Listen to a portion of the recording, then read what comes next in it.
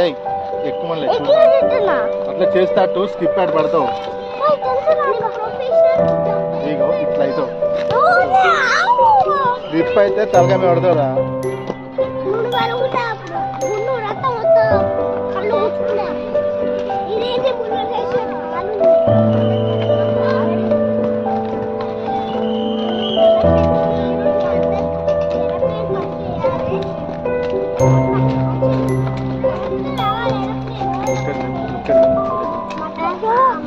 You don't want to learn?